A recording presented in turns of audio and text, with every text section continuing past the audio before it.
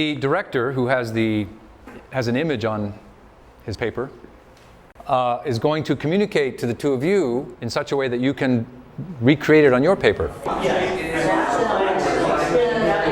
And I will add that the tip of the arrow does complete in a triangle. The next thing we're going to do is we're going to go back up to that top line, the very left of it. The left of what? The left of the top line that we first drew. Okay. So the lip, I'm assuming the outside ellipse is an inch, a little over an inch tall.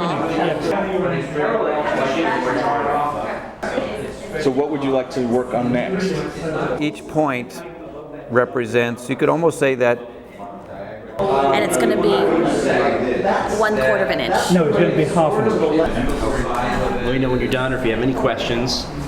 Let's take the director's piece.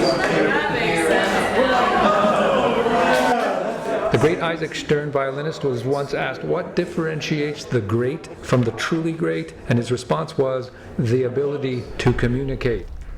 Actress Eleonora Duse said, "All I have to offer as an artist is the revelation of my soul."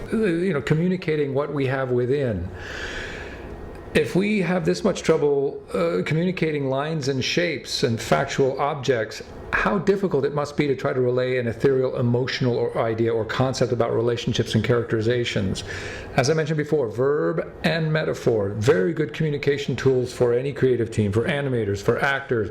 Our artists, they don't need to understand the writer's concept of life. They need to understand in a given moment, what is the character doing? A lot of you have never been directed, and you come out of a 2-year program of intense acting stuff, and all of a sudden you've got another opinion to deal with. Well, I just wondered whether, reading the piece, there was any, immediate experiential connection you could say, oh wow. So with those in mind, why don't we just read it a couple of times? It's interesting that you said all that back, because we were going through it, and just in terms like she was crafting certain things, and I was thinking in terms of What's the strongest beat or emotion? Well, he uses the words, the playwright uses the words, "I don't want this." That's pretty much the closest, but other than that, I've never had anybody close to me done. Acting is not constantly improvising the scene. You improvise the scene in the rehearsal process, and then hey Glenn, and then you start setting things. Fortunately, in a play, you have a month, but in a film, often you don't have anything. I would say because you had a relationship, that awkwardness might be diminished. You're saying it. I don't want this. I don't want it either. Yeah, no, But I you're mean like that's these two magnets. I don't want right. this. I don't want this. I don't want this. Rebecca has the chance, the opportunity to make that decision herself, rather than be led to the window. Whereas the first time you I led her, lead her so- to the window. Yeah. I cannot say this without going to my heritage, mise en scène. A French term for staging or putting into the scene or shot. In film history, it refers to all the elements placed by the director before the camera and within the frame of the film, including their visual arrangement and composition elements, including setting, decor, props, actors, costumes, makeup, lighting, performance, and character movements and positioning, basically everything. I'm thinking of this possibly for your scene, David, but we'd have to talk about that if we follow the directions at the end with them opening the window and saying it's a possibility. Scene 1, take 1.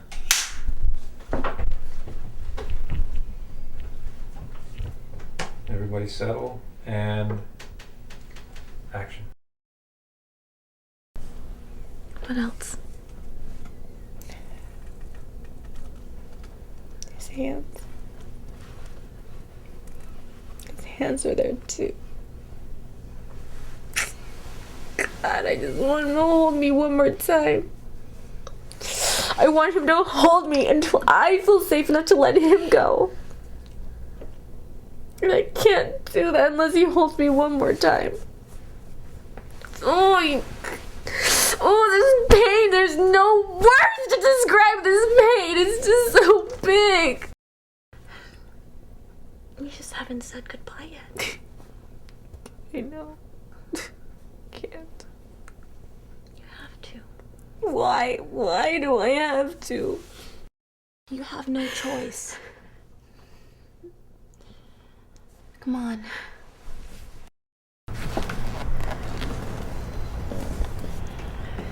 Well, they want me to say goodbye to you, Ben. These people have built this new house for me on the hill.